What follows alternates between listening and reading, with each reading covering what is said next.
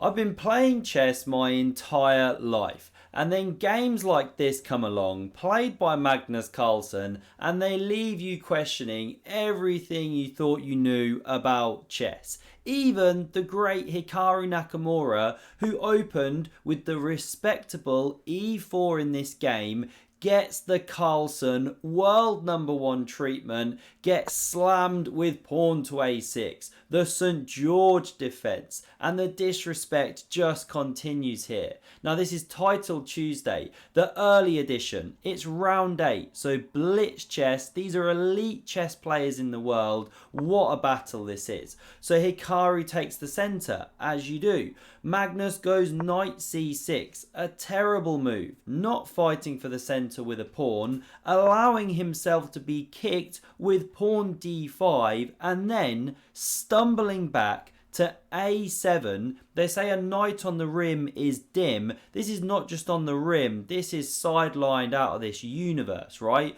Look at the evaluation bar. White's already well over a pawn and a half ahead. The computer hates it. Hikaru takes yet more space, and now Magnus goes for another flank pawn move, b5. You're taught to fight for the center, but Magnus just going his own way here. Again, the computer reacts, gives an even bigger advantage to white. But this is where, already, on move 5, it just leaves me questioning what I know about chess, right? So what should you do here, according to the engine? Well, knight f3, or knight c6, or a4, apparently. But Hikaru goes c5, he seizes more space, he's got a nice connect 3 over here, these pawns looking very good, but the computer hates it. Look at the reaction of the bar. He's just lost about a pawn and a half advantage, and wait for it to catch up, because as the computer goes deeper, look, there it goes,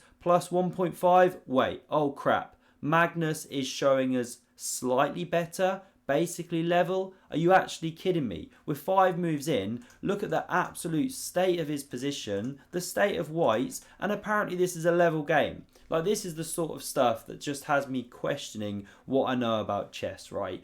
But fine, we'll carry on. e6, best move from Magnus. He fights for the center, opens the bishop here.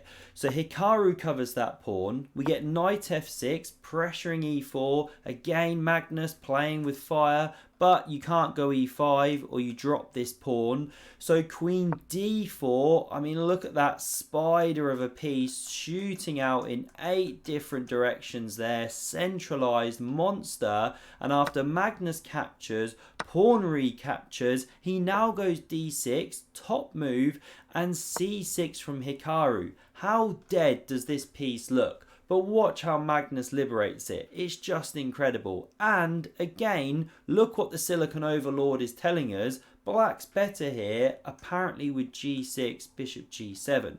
These systems here are just amazing. This is apparently the St. George defense woodchuck variation. Never heard of it. But alright, we'll carry on. Knight g4. Of course, Magnus breaks another opening principle, moving his same piece twice in the opening. You're taught not to do that till you've developed some more, got the king to safety, but he's having fun with both the ponies here. Now knight c3, good move, developing, giving the bishop pair if Magnus wants to waste more time, but he doesn't. He goes bishop e7. I love how he combines tactics with positional mastery, because if you capture this pawn here, there's a tactical trick, bang, bishop f6. You x-ray defend the rook, and the queen actually has no squares. Normally it would run here, but not when covered by the knight. So pawn immune, we see bishop f4 played, not forced. You know, Hikaru could have carried on developing with this and this and this and castle, but he now decides he does want to save that bishop. The dark squares are becoming a big battleground. We get castles from Magnus, knight f3, bishop f6, kicks the queen back. Now rook e8 check, Magnus getting some play here, bishop e2, and here comes the unravel, right? b4, knight d1, knight b5. Look how this is re-entering the game, because the bishop is pinned and it's headed for d4. And imagine if you could remove this knight, which is defending d4, sorry. Well, that's why this next move is really bad. Hikaru should castle, but he goes pawn h3. Never actively improve your opponent's pieces, but that's exactly what Hikaru does here. He's very hesitant to give up his dark squared bishop. Big fight coming on the dark squares. So Hikaru goes knight e3, castle's technically preferred by the computer, but now Magnus simply takes, bishop recaptures, and knight d4. That absolutely horrendous piece is suddenly the star of the show.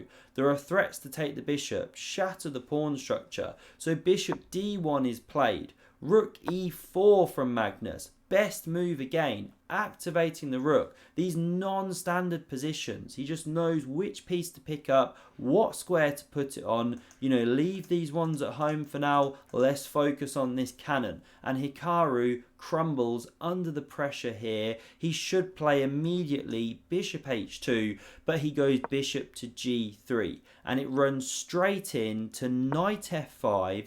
Magnus is about, nearly 4.5 pawns up here, destroying Hikaru. That's worth, a piece and a pawn? Now, why is this so bad? Well, if you castle here, which you'd love to do, you're now running into this, and pawn recaptures, and bishop d4, the bishop on that square, supported by the centralized rook, and the knight's dropping off the board. Rook e1 comes, but then there's queen g5. There are pins galore, the piece is dropping. Let's run the line through, I didn't go all the way. King f2, okay, and now you can do things like bishop e5. If knight f1, sorry, I didn't click down this entire way. Right, still check, knight recaptures, and the queen drops here. So it's just absolute carnage. So Hikaru retreats the bishop, doesn't castle the king. Now Magnus has a big opportunity to turn the screw. Again, it's to do with pins, and it's with this bishop g5 move. Again, if castles, you can take, and no pawn recaptures, or bishop takes, check, lose the queen here. These lines are crazy. So we didn't see castles, we didn't see from Magnus bishop g5. He does miss it. He is human at times. He instead centralizes the rook. But after the queen moves, knight takes here, queen takes back the favourite of the engine. But okay, Hikaru doesn't want to put his queen and king on an open line. Rook takes on d5. Magnus still significantly better here. But this game's got twists and turns to come. And if you're enjoying this one, I'd really appreciate a like, and do subscribe if you haven't done so already. You're far more likely to be able to play like Magnus Carlsen if you're an Epic Chess subscriber. Now back to this game. So castles was played.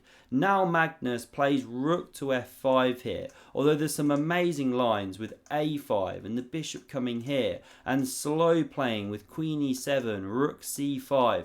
But Magnus just plays a little bit more directly. He allows Hikaru to unravel a couple pieces, swap a pair of rooks, queen e7 now, but rook f4. Hikaru just getting a bit of counterplay. Magnus defends the pawn, and now this is a classic Hikaru tricky move, queen to d3. This is the dark arts of blitz chess. Why is Hikaru sticking the queen there? Why is he leaving this pawn to be captured? Well, move the bishop at your peril. Now the rook crashes through, supported by the sniper. Black is in a world of pain. So of course Magnus does not take the pawn. He plays bishop e6, finally developing that piece that was back on the starting square.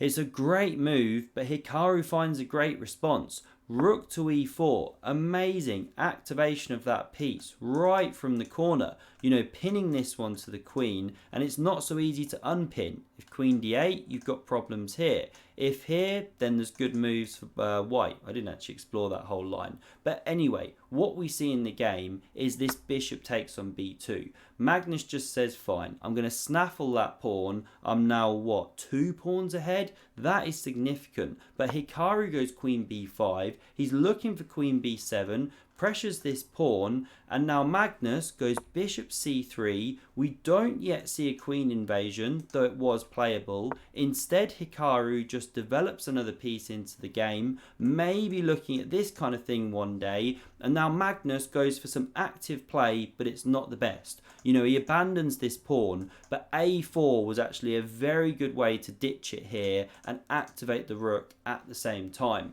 But rook e8 was played instead. Hikaru now takes the a pawn, and not only does he do that, he sets up tactics here, Now what should Magnus do? Well, queen d8 was best, but he plays pawn h6, and we'll see the problem now because Hikaru finds the brilliancy of pawn to a3. Why is this so good? Well, if pawn takes here, he picks up this bishop, and coming back here, if instead of pawn takes, you take this bishop, which is now unprotected, well then your queen drops. And this is why a move earlier, instead of going pawn h6, queen d8 was better. Then after this a3 move, you could have snaffled this bishop, no issues with your queen. But okay, you do have issues now. Magnus burns a ton of time and goes queen d8 here. It is the best move, but now Hikaru can liquidate a couple pieces. The rooks and bishops come off.